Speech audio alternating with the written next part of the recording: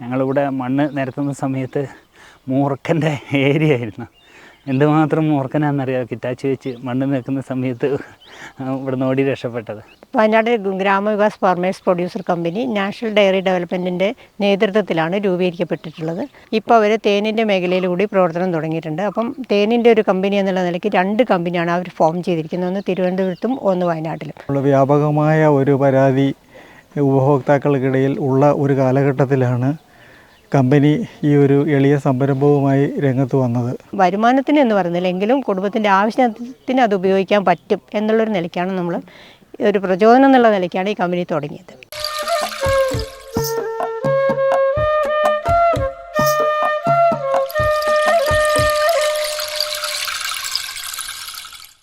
പാടവും പുതിയൊരു എപ്പിസോഡിലേക്ക് എല്ലാ പ്രിയ പ്രേക്ഷകർക്കും സ്വാഗതം. ഇന്ന് പാടവും എത്തിയിട്ടുള്ളത് പനമരം മാത്തൂർ വയലിലാണ്. ഇവിടുത്തെ വലിയൊരു പച്ചക്കറിത്തോട്ടത്തിലാണ്. അങ്ങനെ എടുത്തു പറയാൻ കാരണം എന്താണെന്ന് വെച്ചാൽ ഈ ഒരു പച്ചക്കറിത്തോട്ടം ഏകദേശം 12 ഏക്കറോളം സ്ഥലത്താണുള്ളത്. അവിടെ പല പച്ചക്കറികളുണ്ട്. പാവലുണ്ട്, മുളകുണ്ട്, അങ്ങനെ ഒരുപാട് പച്ചക്കറികളുണ്ട്.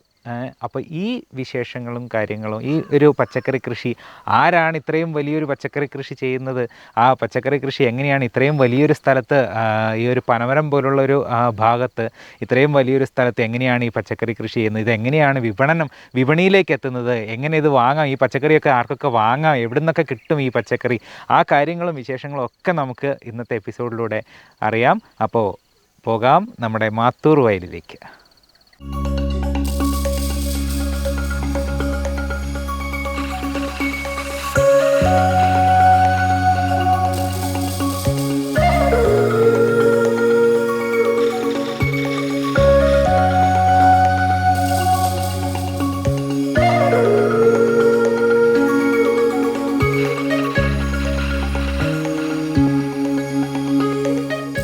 വയനാടിന്റെ തണുപ്പ് അനുഭവിച്ചറിയാൻ കഴിഞ്ഞ ഒരു ദിവസം കൂടിയായിരുന്നു ഇന്ന്. പനമരം മാത്തൂർ വയലിലെ തരിശുകിടന്ന കൃഷിയിടത്തിലേക്ക് ഞങ്ങൾ എത്തുമ്പോൾ സമയം രാവിലെ 6:30 അടുത്തിരുന്നു. മഞ്ഞിൻ കണങ്ങൾ പുൽകി നിൽക്കുന്ന പൂക്കളും ചെടികളും ഞങ്ങളെ ആ മനോഹര കൃഷിയിടത്തിലേക്ക് വരവേറ്റു. തണുപ്പകറ്റാനും വന്യജീവികളെ പ്രതിരോധിക്കാനുമായി കൂട്ടിയിട്ട് കത്തിച്ച മരക്കഷ്ണങ്ങളിലെ തീ അണഞ്ഞു തുടങ്ങിയിരുന്നു.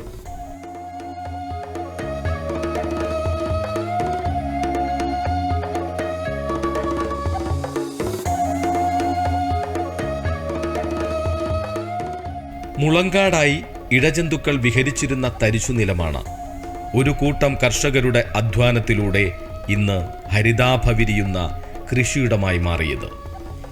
കൃഷിയിടത്തിലെ 1 ഇഞ്ചു പോലും സ്ഥലം കളയാതെ പാവൽ, ബീൻസ്, കാബേജ്, കക്കിരി, ചീര, ചോളം തുടങ്ങി 15 ഇനം വിളകളാണ് ഇവിടെ 100 മേനി വിളഞ്ഞു നിൽക്കുന്നത്. വയനാടിന്റെ മലമടക്കുകളിൽ പ്രകൃതിയുടെ താളത്തിനൊപ്പം ചുവടുവെക്കുന്ന ഒരു കൂട്ടം കർഷകരുടെ സ്വപ്നമാണ് വയനാട് ഗ്രാമവികാസ് ഫാമേഴ്സ് പ്രൊഡ്യൂസർ കമ്പനി. 2022 ഓഗസ്റ്റിൽ രൂപീകൃതമായ കമ്പനി ഇന്ന് മടക്കിമല ആസ്ഥാനമായാണ് പ്രവർത്തിക്കുന്നത്. സ്റ്റേറ്റ് ഹോർട്ടികോർപ്പ് കമ്പനിയുടെ CBBO ആയി പ്രവർത്തിക്കുന്നു.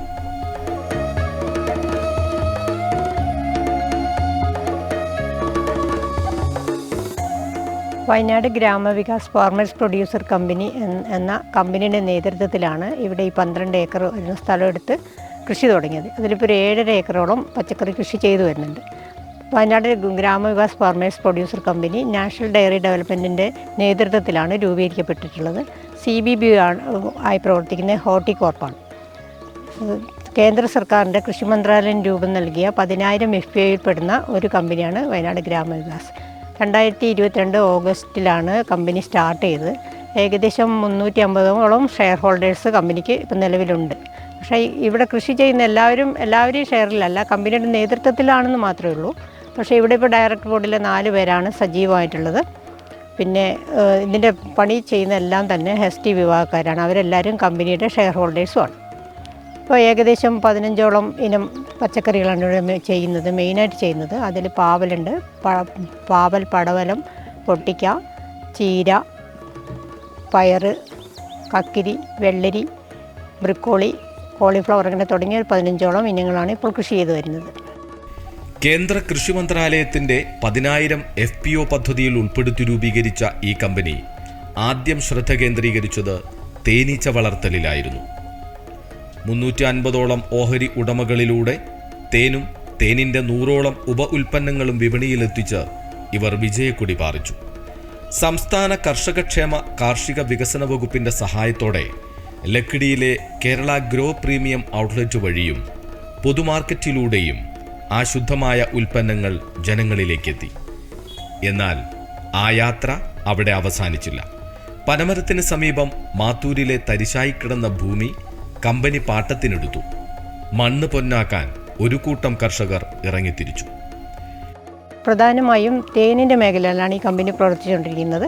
നാഷണൽ ഡയറി ഡെവലപ്മെൻറ്റ് ബോർഡ് പാലിൻ്റെ മേഖലയിലാണ് പ്രവർത്തിക്കുന്നതെങ്കിലും ഇപ്പോൾ അവർ തേനിൻ്റെ മേഖലയിൽ കൂടി പ്രവർത്തനം തുടങ്ങിയിട്ടുണ്ട്. അപ്പം തേനിൻ്റെ ഒരു കമ്പനി എന്നുള്ള നിലയ്ക്ക് 2 കമ്പനിയാണ് അവർ ഫോം ചെയ്തിരിക്കുന്നത്. ഒന്ന് തിരുവനന്തപുരത്തും ഒന്ന് വയനാട്ടിലും. തിരുവനന്തപുരത്ത് ഏറ്റവും കൂടുതൽ തേൻ ലഭിക്കുന്ന ജില്ലയും വയനാട് ഏറ്റവും ക്വാളിറ്റിയുള്ള തേൻ ലഭിക്കുന്ന ജില്ല എന്നുള്ള നിലയ്ക്കാണ് കേരളത്തിൽ അവർ 2 കമ്പനി എടുത്തത്. ഇന്ത്യയിലുടനീളം ഏകദേശം ഒരു 126ഓളം കമ്പനി അവരുടെ കീഴിൽ പ്രവർത്തിക്കുന്നുണ്ട്. അപ്പം നമ്മൾ നോക്കിയപ്പോൾ ഇവിടെ വയനാട്ടിലെ കർഷകരെന്ന് പറഞ്ഞു കഴിഞ്ഞാൽ തേനിൻ്റെ മേഖല എന്ന് പറഞ്ഞാൽ അത്ര പ്രോഫിറ്റബിൾ അല്ല, എന്ന് വെച്ചാൽ അത്ര ലാഭകരമായ രീതിയിൽ തേൻ കൃഷി കൊണ്ടുപോകാൻ പറ്റില്ല. പക്ഷേ ഇവിടുത്തെ ഒരു വലിയ പ്രത്യേകത എന്ന് വെച്ചാൽ ധാരാളം കാർഷിക ഉൽപ്പാദിപ്പിക്കുന്ന ജില്ല എന്നുള്ള നിലയ്ക്ക് കാർഷിക ഉൽപ്പാദനക്ഷമതയ്ക്ക് തേനീച്ച വളർത്തുക എന്നൊരു പദ്ധതിയുടെ ഭാഗമായിട്ടാണ് നമ്മൾ ചെയ്യുന്നത്. അപ്പോൾ ആ നിലയ്ക്ക് പച്ചക്കറി കൂടി പ്രോത്സാഹിപ്പിക്കുകയാണെങ്കിൽ കർഷകർക്ക് ഉപകാരമാവും. പിന്നെ പൊതുവേ വയനാട് പഴയ പോലല്ല, വയനാടിൻ്റെ കാലാവസ്ഥയിലുണ്ടാകുന്ന വ്യതിയാനം, പിന്നെ കീടരോഗാക്രമണം, പിന്നെ വന്യജീവി ജീവികളുടെ ആക്രമണം, അങ്ങനെ ഒരുപാട് പ്രശ്നങ്ങൾ കർഷകർ ഈ മേഖലയിൽ അനുഭവിക്കുന്നുണ്ട്. എങ്കിലും ശ്രമിച്ചു കഴിഞ്ഞാൽ നമുക്കും പലതും ചെയ്യാൻ പറ്റും എന്നുള്ളൊരു കാഴ്ചപ്പാട് നമുക്ക് കമ്പനിക്ക് മൊത്തത്തിലുണ്ട്. അപ്പോൾ കർഷകർ ഇപ്പോൾ നമ്മളെ ഏകദേശം 350ഓളം കർഷകർക്കൊരു പ്രചോദനമാവും. അതുമല്ല ഇതിനെക്കുറിച്ച് വാർത്തകൾ വരികയും കാണുകയൊക്കെ ചെയ്യുമ്പോൾ മറ്റെല്ലാവർക്കും ചുരുങ്ങിയ വർഷം ടെറസിലെങ്കിലും ഒരു 10 പച്ചക്കറി തൈകൾ മുളപ്പിച്ച് അതിൽ നിന്നുള്ള ഉൽപ്പാദനം അവർക്കുണ്ടാവും. അതവർക്കൊരു വരുമാനത്തിന് എന്ന് പറയുന്നില്ല, എങ്കിലും കുടുംബത്തിൻ്റെ ആവശ്യത്തിന് അത് ഉപയോഗിക്കാൻ പറ്റും എന്നുള്ളൊരു നിലയ്ക്കാണ് നമ്മൾ ഒരു പ്രചോദനം എന്നുള്ള നിലയ്ക്കാണ് ഈ കമ്പനി തുടങ്ങിയത്. ഞങ്ങൾ തോട്ടത്തിലെത്തുമ്പോൾ മൊത്തക്കച്ചവടക്കാർക്കായി പാവയ്ക്ക വിളവെടുക്കുന്ന തിരക്കിലാണ് കൃഷ്ണനും കൂട്ടരും. രാവിലെ 5 മണിക്ക് തുടങ്ങിയ ജോലിയാണ്. 9 മണിയാകുമ്പോഴേക്കും പാവയ്ക്ക കൊണ്ടുപോകാൻ കച്ചവടക്കാരുടെ വാഹനമെത്തും. അതിനു മുമ്പ് പാവയ്ക്ക പറിച്ച് തോട്ടത്തിലെ ഷെഡിലെത്തിക്കണം. ഇന്ന് ജോലിക്കാരും കുറവാണ്. തോളിലൂടെ കെട്ടിയ മുണ്ടിൽ പാവയ്ക്ക നിറയുമ്പോൾ അത് വലിയ ചാക്കുകളിലേക്ക് മാറ്റിയാണ് ഷെഡിലേക്ക് എത്തിക്കുക.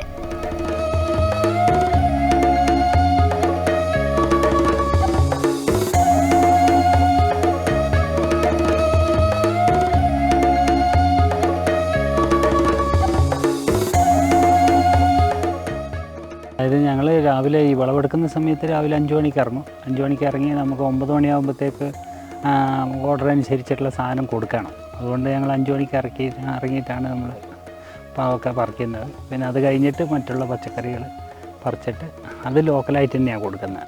അതായത് ഞങ്ങൾ ഈ തേനീച്ച വളർത്തലിൻ്റെ രംഗത്താണ് പ്രവർത്തിക്കുന്നത്. തേനീച്ച വളർത്തലിൻ്റെ രംഗത്ത് പ്രവർത്തിക്കുന്നതിൻ്റെ ഇടയിൽ ഈ സ്ഥലമുടമ, അതായത് പരിയാരം പത്മനാഭൻ നമ്പ്യാർ എന്ന് പറയുന്ന അവരുടെ സ്ഥലമാണ്. അവർക്ക് ഏകദേശം 60 ഏക്കർ സ്ഥലമുണ്ട്. അപ്പോൾ അതിൻ്റെ ഭാഗമായിട്ട് അവരൊരു 12 ഏക്കർ സ്ഥലം മാത്തൂർ വയലിൽ ഉണ്ടെന്ന് പറയുകയും അത് വന്ന് ഞങ്ങൾ നോക്കി 12 കൊല്ലമായിട്ട് ഒന്നും ചെയ്യാതെ കാട് കയറി ഞങ്ങളിവിടെ മണ്ണ് നിരത്തുന്ന സമയത്ത് മൂർഖൻ്റെ ഏരിയ ആയിരുന്നു. എന്തുമാത്രം മൂർഖനാണെന്നറിയാം. കിറ്റാച്ചി വെച്ച് മണ്ണ് നിൽക്കുന്ന സമയത്ത് ഇവിടെ ഓടി രക്ഷപ്പെട്ടത്. അങ്ങനെ കിടന്നൊരു സ്ഥലമാണ്. അപ്പോൾ അതുകൊണ്ട് എന്താണെന്ന് വെച്ചാൽ ഞങ്ങളിതൊരു 5 കൊല്ലത്തേക്ക് ലീസിന് എടുത്തിട്ട് നമ്മൾ വയനാട്ടിൽ നമുക്ക് തമിഴ്നാടും കർണാടക മാത്രമല്ല, നമ്മൾ വയനാട് ജില്ലയിൽ നമുക്ക് എന്താണെന്ന് വെച്ച് കഴിഞ്ഞാൽ നല്ല രീതിയിൽ നമ്മളിപ്പോൾ നല്ല രീതിയിലുള്ള പച്ചക്കറികൾ നമുക്കിവിടെ ഒരു 3-4 മാസം നമുക്ക് ചെയ്യാൻ പറ്റും എന്നുള്ളൊരു ബോധ്യം നമുക്ക് നേരത്തെ ഉണ്ട്. നമ്മൾ നേരത്തെ പാരമ്പര്യമായിട്ട് ചെയ്തുകൊണ്ടിരിക്കുന്ന കൃഷി മേഖലയിൽ. അപ്പോൾ അതിൻ്റെ ഭാഗമായിട്ടാണ് ഞങ്ങളിപ്പോൾ ഈ രീതിയിൽ ഒന്ന് ഇത്ര ബൾക്കായിട്ട് 12 ഏക്കറിൽ നമുക്കൊന്ന് ചെയ്യാമെന്നുള്ളൊരു തീരുമാനം എടുത്തിട്ടുള്ളത്. പീച്ചിങ്ങയാണ് ഇപ്പോൾ ഇവിടുത്തെ താരം. വിത്തുപാകി 55 മുതൽ 60 ദിവസം കൊണ്ട് പീച്ചിങ്ങ വിളവെടുക്കാറാകും. 5 മുതൽ 6 ദിവസങ്ങൾ ഇടവിട്ട് വിളവെടുക്കാം. ഇവിടെ നിന്നും വിളവെടുക്കുന്ന പീച്ചിങ്ങയ്ക്ക് നല്ല ഡിമാൻഡാണ് വിപണിയിൽ. ആവശ്യക്കാർ മുൻകൂട്ടി ഓർഡർ ചെയ്തിരിക്കുകയാണ് ഈ പീച്ചിങ്ങയൊക്കെയും. വിശാലമായി പരന്നുകിടക്കുന്ന കോളിഫ്ലവർ തോട്ടം കാണുമ്പോൾ കർണാടകയിലെത്തിയ പ്രതീതിയാണ്.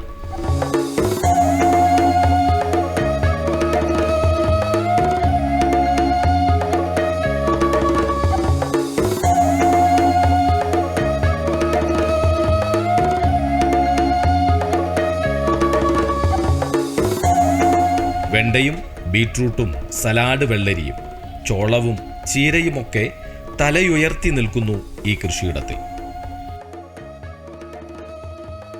തോട്ടത്തിലേക്കുള്ള വഴികളിൽ നട്ട ബീൻസ് കുലകുത്തി കായ്ച്ചത് കൃഷിയെ ഇഷ്ടപ്പെടുന്ന ആരുടെയും മനസ്സ് നിറയ്ക്കുന്ന കാഴ്ചയാണ്.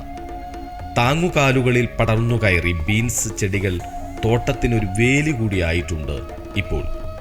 വിളഞ്ഞ ബീൻസ് എല്ലാം പറിച്ചു കഴിഞ്ഞാൽ ആവശ്യക്കാരുടെ തിരക്കാണ്. ബീൻസ് കൂടുതലും വിൽപ്പന നടക്കുന്നത് പ്രാദേശികമായാണ്. 40 രൂപയാണ് ഇപ്പോൾ ബീൻസിന് കിലോയ്ക്ക് വില ലഭിക്കുന്നത്.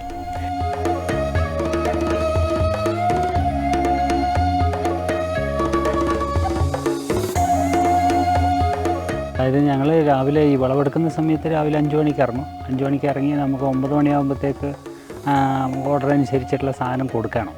ബാക്കിയുള്ളത് ഞങ്ങളിവിടെ പൊതു മാർക്കറ്റിൽ പച്ചക്കറി കടകളിൽ ചോദിച്ചിട്ട് ഒരു വിലയായിട്ട് ഒന്ന് കമ്പയർ ചെയ്തതിന് ശേഷം നമ്മൾ അവർക്ക് കൊടുക്കുന്നത്. പിന്നെ അതുകൂടാതെ നമ്മളിപ്പോൾ പല സ്ഥലങ്ങളിലും ഈ വീടുകളുടെ കൂട്ടായ്മകളുണ്ട്. ഇപ്പോൾ തന്നെ കഴിഞ്ഞ ആഴ്ച ഞങ്ങളോട് 1-ാം മൈൽ കമ്പളക്കാട് 1-ാം മൈൽ വീടുകളുടെ കൂട്ടായ്മയായിട്ട് ബന്ധപ്പെട്ട് കഴിഞ്ഞപ്പോൾ അവർ 100 കിലോ പാവൽ പെരുന്നാളിൻ്റെ മുന്നോടിയായിട്ട് അവർക്ക് വീടുകളിലിരുന്ന് കൊണ്ടാട്ടം ഉണ്ടാക്കാൻ വേണ്ടിയിട്ട് ഇപ്പോൾ 100 കിലോ ഓർഡർ ഇപ്പോൾ സാധനം അവിടെ എത്തിച്ചു കൊടുത്തു. അതേപോലെ പച്ചക്കറികൾ ഓരോ വീടുകളിൽ നിന്ന് വരുന്ന നമ്മൾ ഈ വാട്സപ്പിൽ കൂടിയൊക്കെ മെസ്സേജൊക്കെ ഇട്ട് കഴിയുമ്പോഴത്തേക്ക് വീട്ടുകാരൊക്കെ ആവശ്യപ്പെടുന്നതിനനുസരിച്ച് വീടുകളിൽ എത്തിച്ചു കൊടുക്കുകയാണ്. ഇന്ന് പച്ചക്കറിക്ക് അത്യാവശ്യം ഓർഡറുള്ള ദിവസമാണ്. അതുകൊണ്ട് തന്നെ രാവിലെ മുതൽ പാകമായ എല്ലാ പച്ചക്കറികളും വിളവെടുക്കുന്ന തിരക്കിലാണ് കൃഷിക്കൂട്ടായ്മയിലെ കർഷകർ. ഓഫീസിലെ ജീവനക്കാരായ ചിത്രയും സ്നേഹയുമൊക്കെയുണ്ട് വിളവെടുപ്പിന്. ആദിവാസി വിഭാഗത്തിൽപ്പെട്ട 20ഓളം കർഷകരാണ് ഈ മണ്ണിൽ വിയർപ്പൊഴുക്കുന്നത്. കൃഷിക്കൂട്ടായ്മയുടെ ചെയർമാൻ ജയശ്രീയുടെയും ഡയറക്ടർമാരായ കൃഷ്ണന്റെയും സുബ്രഹ്മണ്യന്റെയും നേതൃത്വത്തിൽ കർഷകർ ഒരു കുടുംബം പോലെ ഇവിടെ അധ്വാനിക്കുന്നു. വിത്തിടാനും വിളവെടുക്കാനും വിൽപ്പന നടത്താനും പരിപാലിക്കാനും എല്ലാറ്റിനും കൃഷിക്കൂട്ടായ്മയിലെ അംഗങ്ങൾ സദാസമയവും ഇവിടെ ഉണ്ടാകും. ഒത്തൊരുമയുടെ വിജയമാണ് നമുക്കിവിടെ കാണാൻ സാധിക്കുക. അതായത് ഞങ്ങൾ ഇതെന്ന് വെച്ചാൽ കായ് എടുക്കുന്നതിന് മുമ്പ് ഞങ്ങൾ എന്താണെന്ന് വെച്ച് കഴിഞ്ഞാൽ തലേ ദിവസം നമുക്ക് ഓർഡറൊക്കെ റെഡിയാക്കിയതിന് ശേഷം തലേ ദിവസം വന്ന് ഞങ്ങൾ ഇവിടെ വന്ന് നിന്നതിന് ശേഷം രാവിലെ 5 മണിക്ക് ഇറങ്ങും. 5 മണിക്ക് ഇറങ്ങി ഇപ്പോൾ നമ്മൾ വിളവൊക്കെ എടുത്തതിന് ശേഷം നമ്മൾ എന്താണെന്ന് വെച്ച് കഴിഞ്ഞാൽ പിന്നെ നമുക്ക് അത് കഴിഞ്ഞിട്ട് നമ്മൾ ഫുള്ളും നനയ്ക്കും. ഏകദേശം ഒരു 11 മണി വരെ രാവിലെ 11 മണി വരെ നമ്മൾ ഫുള്ളും നനയ്ക്കും. നനച്ചതിന് ശേഷം പിന്നെ ബാക്കിയുള്ള 11 മണിക്ക് ശേഷം പിന്നെ മറ്റ് പച്ചക്കറികളുടെ ബീൻസ് ആയിക്കോട്ടെ പയറായിക്കോട്ടെ അതൊക്കെ നമ്മൾ 11 മണിക്ക് ശേഷം ഒരു 12 മണി 1 മണിക്കൂർ അതും പറിക്കും. അതിന് ശേഷം പിന്നെ ഞങ്ങൾ വൈകുന്നേരം ഉച്ചയ്ക്ക് ശേഷം അത് നമ്മളൊരു വണ്ടിയിലാക്കിയിട്ട് ലൈനിൽ പോകും. ഓർഡർ അനുസരിച്ച് അവർ ഏരിയകളിൽ എത്തിച്ചു കൊടുക്കും. ഏതൊരു കൃഷിക്കും ആവശ്യത്തിനുള്ള ജലലഭ്യത അടിസ്ഥാന ഘടകമാണ്. കൃത്യമായ ഇടവേളകളിൽ പച്ചക്കറി ചെടികൾക്ക് വെള്ളമെത്തിക്കാൻ ഇവിടെ സ്പ്രിംഗ്ലർ സംവിധാനം ഒരുക്കിയിട്ടുണ്ട്. പനമരം പുഴയിൽ നിന്നും മോട്ടോർ വെച്ച് പമ്പ് ചെയ്തെത്തിക്കുന്ന വെള്ളം തോട്ടത്തിൻ്റെ എല്ലാ ഭാഗത്തും സ്ഥാപിച്ചിട്ടുള്ള പൈപ്പുകളിലൂടെ ഓരോ ചെടിയുടെ ചുവട്ടിലേക്കും എത്തിക്കും. വാണിജ്യാടിസ്ഥാനത്തിലുള്ള കൃഷിയാണെങ്കിലും ജൈവവളങ്ങൾക്ക് പ്രാധാന്യം നൽകി, എന്നാൽ രാസവളങ്ങൾ കൂടി ഉപയോഗിച്ച് നല്ല കൃഷിരീതികളാണ് ഇവർ ഇവിടെ പ്രാവർത്തികമാക്കുന്നത്. കൃഷിവകുപ്പിൽ നിന്നും വിരമിച്ച ഉദ്യോഗസ്ഥരുടെ മാർഗനിർദ്ദേശങ്ങൾ പിന്തുടർന്നാണ് ഇവർ കൃഷി മുന്നോട്ട് കൊണ്ടുപോകുന്നത്. വിത്ത് തെരഞ്ഞെടുക്കൽ മുതൽ വളപ്രയോഗം വരെയുള്ള കാര്യങ്ങളിൽ വേണ്ട മാർഗനിർദ്ദേശങ്ങൾ നൽകാൻ ഈ ഉദ്യോഗസ്ഥർ ഓരോ 10 ദിവസം കൂടുമ്പോഴും ഇവിടെ എത്തും. ഇതിൻ്റെ തൈകളെല്ലാം തന്നെ നമ്മൾ വിത്തും കൂടുതൽ വിത്ത് എടുത്തിരിക്കുന്നത് ഗുണ്ടൽപേട്ട അവിടുന്ന് ആ ഏരിയയിൽ നിന്ന് മൈസൂരിൽ നിന്നൊക്കെ എടുത്തിട്ടുണ്ട്, വിത്ത് എടുത്തിട്ടുണ്ട്. പിന്നെ നമ്മൾ തുടക്കത്തിലായതുകൊണ്ട് നമുക്കിതിനെക്കുറിച്ച് അടിസ്ഥാനപരമായി കുറേ കാര്യങ്ങൾ മനസ്സിലാക്കി വരുന്നതേ ഉണ്ടായിരുന്നുള്ളൂ. അപ്പം ഇത്ര ബൾക്കായ രീതി ചെയ്യണമെങ്കിൽ പിന്നെ രാസവളം ജൈവവളം മാത്രം ഉപയോഗിച്ച് നമുക്ക് ഇത്രയും നല്ല രീതിയിൽ ചെയ്യാൻ പറ്റുമെന്ന് തോന്നുന്നില്ല. കാരണം ഒരുപാട് പ്രശ്നങ്ങൾ അതിൻ്റെ ബാക്കിലുണ്ട്. ഞാനും ഒരു ജൈവ കർഷക ആയതുകൊണ്ട് എനിക്കത് അറിയാം. അതുകൊണ്ട് വളരെ പരിമിതമായ രീതിയിൽ ജൈവവളങ്ങളോടൊപ്പം രാസവളങ്ങളും ഉപയോഗിക്കുന്നുണ്ട്. പക്ഷേ അത് കൃഷി അസിസ്റ്റൻറ്റ് ഡയറക്ടറായി റിട്ടയർ ചെയ്ത മമ്മൂട്ടി സാറിൻ്റെ നേതൃത്വത്തിലൊരു ടീം എന്നും ഈ ഫീൽഡ് സന്ദർശിക്കുക. അവർ പറയുന്ന വളങ്ങളാണ് മെയിനായിട്ട് ഉപയോഗിക്കുന്നത്. പിന്നെ അതോടൊപ്പം തന്നെ നമ്മളുടെ ജൈവവളങ്ങളായ ചാണകം, ബയോഗ്യാസ്, ജീവാമൃതം ഇങ്ങനെയുള്ള ജൈവവളങ്ങളും ഈ കൃഷിയിലേക്ക് ഉപയോഗിക്കുന്നുണ്ട്. വളമാണെങ്കിൽ ചാണകം നമ്മളിങ്ങോട്ട് കൊണ്ടുവരും. ഇവിടെ ഇതൊക്കെ വെച്ച് അതിൻ്റെ സംവിധാനമൊക്കെ ചെയ്ത് നമ്മൾ ജീവാമൃതം ഉണ്ടാക്കും. മറ്റ് കടകളിൽ ലഭിക്കുന്ന ജൈവികമായിട്ടുള്ള മരുന്നുകളും കീടനാശിനികളും അതും നമ്മൾ ഉപയോഗിക്കുന്നുണ്ട്. തീരെ പറ്റാത്ത സന്ദർഭങ്ങളിൽ മാത്രമേ നമ്മൾ ചെറിയ രീതിയിൽ അല്ലാത്ത കീടനാശിനി നമ്മൾ കാര്യമായിട്ട് ഉപയോഗിക്കുന്നില്ല. രാസവളം നമ്മൾ അത്യാവശ്യം ഉപയോഗിക്കുന്നുണ്ട്. ഭക്ഷണം വിഷരഹിതമാകണം. ആഹാരത്തിനുള്ള പച്ചക്കറി സ്വന്തം വീട്ടുമുറ്റത്ത് വളരണം. ഈ വലിയ സന്ദേശം സമൂഹത്തിന് നൽകുകയാണ് ഈ കൃഷിക്കൂട്ടായ്മ. പുതിയ തലമുറയെ മണ്ണിലേക്കും കൃഷിയിലേക്കും തിരികെ കൊണ്ടുവരിക എന്ന വലിയ ലക്ഷ്യത്തിലേക്കാണ് ഈ പച്ചക്കറി കൃഷി പദ്ധതി വിരൽ ചൂണ്ടുന്നത്. കൂട്ടായ്മയിലെ അംഗവും പട്ടികവർഗ വികസന വകുപ്പിന്റെ മുൻ ജീവനക്കാരനുമായിരുന്ന ജോസഫ് സാർ ഈ കൃഷിക്കൂട്ടായ്മയെക്കുറിച്ച് പറയുന്നത് കേൾക്കാം.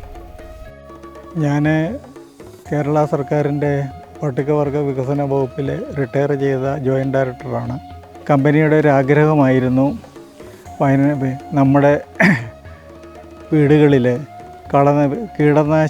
കളനാശിനി രഹിതമായി ഉൽപ്പാദിപ്പിക്കുന്ന നല്ല ഗുണമേന്മയുള്ള പച്ചക്കറികൾ വയനാട്ടുകാർക്ക് ലഭ്യമാക്കുക എന്നുള്ളൊരാഗ്രഹത്തോടു കൂടിയാണ് ഇവിടെ ഈ കൃഷി ആരംഭിച്ചത്. വയനാട്ടിൽ നമുക്കറിയാം, മൈസൂരിൽ നിന്നാണ്, കർണാടകയിൽ നിന്നാണ് കൂടുതലും പച്ചക്കറികൾ എത്തിച്ചേരുന്നത്. വർദ്ധിച്ച തോതിലുള്ള കീടനാശിനിയും കളനാശിനിയും ഉപയോഗിച്ച് ഉൽപ്പാദിപ്പിക്കുന്ന പച്ചക്കറികളാണ് വയനാട്ടിലെത്തുന്നതെന്ന് ഉള്ള വ്യാപകമായ ഒരു പരാതി ഉപഭോക്താക്കൾക്കിടയിൽ ഉള്ള ഒരു കാലഘട്ടത്തിലാണ് കമ്പനി ഈ ഒരു എളിയ സംരംഭവുമായി രംഗത്ത് വന്നത്. ക്വാളിറ്റിയുടെ കാര്യത്തിൽ ഒരു വിട്ടുവീഴ്ചയും ചെയ്യാതെ ഉത്തരവാദിത്വ ബോധത്തോടു കൂടി തന്നെ സാധനങ്ങൾ വിവിധ ഇനങ്ങൾ പച്ചക്കറികൾ മാർക്കറ്റിൽ എത്തിക്കുക എന്നുള്ള ആഗ്രഹത്തോടു കൂടിയാണ് കമ്പനി പ്രവർത്തിച്ചുകൊണ്ടിരിക്കുന്നത്. ഇത് കമ്പനിയുടെ കന്നി സംരംഭമാണ്. ഇത്തരം കൂട്ടായ്മകൾ നമ്മുടെ സമൂഹത്തിനൊരു മുതൽക്കൂട്ടാണെന്ന് നിസ്സംശയം പറയാം. ഇവരുടെ വിജയഗാഥകൾ തുടരാൻ നമുക്ക് പിന്തുണ നൽകാം. അപ്പോൾ നമ്മുടെ കർണാടകയിലൊക്കെ കാണുന്നത് പോലെ വലിയൊരു പച്ചക്കറിത്തോട്ടം. കാരണം ഓരോ ഭാഗങ്ങളിൽ ഓരോരോ കൃഷികളായിട്ട് ക്യാബേജ്, ചോളം, മുളക്, പാവൽ, അങ്ങനെ ഇവിടെ ഇല്ലാത്ത കൃഷികളൊന്നും ഇല്ല എന്ന് തന്നെ പറയാം. ഓരോ ഭാഗത്തും ഓരോ കൃഷിയുണ്ട്. ഞങ്ങൾ നിൽക്കുന്ന ഭാഗങ്ങളിലാണെങ്കിൽ പോലും ഓരോ ചെറിയ നമ്മുടെ വെള്ളരി, കുക്കുംബർ, അതൊക്കെ ഓരോ ചെറിയ ഭാഗം പോലും ഒഴിവാക്കാതെ ഇവരിങ്ങനെ കൃഷി ചെയ്യുകയാണ്. അതുപോലെ വെറുതെ കൃഷിയല്ല, 100 മേനി വിളവ് നേടുകയാണ് ഈ ഓരോ കൃഷിയിലും. അത് അവരുടെ ഒരു കൃഷിയോടുള്ള ഒരു താല്പര്യവും അതുപോലെ ഒരു അനുഭവ സമ്പത്തും കൊണ്ടൊക്കെയാണ് അവർക്ക് സാധിക്കുന്നത്. ഈ കർഷകർ ഇവർ അത്രയും നല്ല എക്സ്പീരിയൻസ്ഡ് ആയിട്ടുള്ള കർഷകരുമാണ് ഇവിടെ കൃഷി ചെയ്യാൻ എത്തിയിട്ടുള്ളത്. അതുപോലെ തന്നെ കൃഷിയോട് അത്രയും താല്പര്യമുള്ളവരും കൂടിയാണ്. അപ്പോൾ ഇവരുടെ ഒരുപാട് പച്ചക്കറികളാണ് ഇപ്പോൾ വിപണിയിലേക്ക് എത്തിക്കൊണ്ടിരിക്കുന്നത്. ആദ്യത്തെ കൃഷിയാണ് ഇവർ ഇത്രയും നന്നായിട്ട് വിജയത്തിലേക്ക് എത്തിച്ചിരിക്കുന്നത്. അപ്പോൾ എന്തായാലും വളരെ നമ്മുടെ ഭാഗത്തുനിന്നും വളരെ വലിയൊരു ആശംസകൾ. അതുപോലെ തന്നെ ഇനിയും ഇവർക്ക് കൂടുതൽ പിന്തുണകൾ വേണം. നമ്മുടെ ഭാഗത്തു നിന്ന് തന്നെയാണ് പിന്തുണ വേണ്ടത്. കാരണം ഇവരുടെ പച്ചക്കറികൾ കൂടുതലായിട്ട് നമ്മൾ തന്നെ വാങ്ങാൻ ശ്രമിക്കാം. നമുക്ക് കടകളിൽ നിന്നെല്ലാം കിട്ടുന്നതിനേക്കാൾ കൂടുതൽ ഫ്രഷായിട്ട് പച്ചക്കറികൾ നമുക്ക് വാങ്ങണമെങ്കിൽ നേരെ ഇങ്ങോട്ട് വരിക, പച്ചക്കറികളൊക്കെ വാങ്ങുക. അതുപോലെ തന്നെ ഇവരുടെ പച്ചക്കറികൾ ഇപ്പോൾ ഒട്ടുമിക്ക മാർക്കറ്റുകളിലേക്ക് എത്തിക്കഴിഞ്ഞു. അപ്പോൾ എന്തായാലും വളരെ നല്ല പച്ചക്കറികൾ വാങ്ങാൻ വേണ്ടിയിട്ട് ഇവിടേക്ക് എത്തുക, ഇവരെ പ്രോത്സാഹിപ്പിക്കുക, അതാണ് വേണ്ടത്. അപ്പോൾ എന്തായാലും പാടവും പറമ്പിൻ്റെ ഇന്നത്തെ എപ്പിസോഡ് ഇവിടെ പൂർണ്ണമാവുകയാണ്. അടുത്ത ആഴ്ച വീണ്ടും കാണാം മറ്റൊരു കൃഷി വിശേഷവുമായി.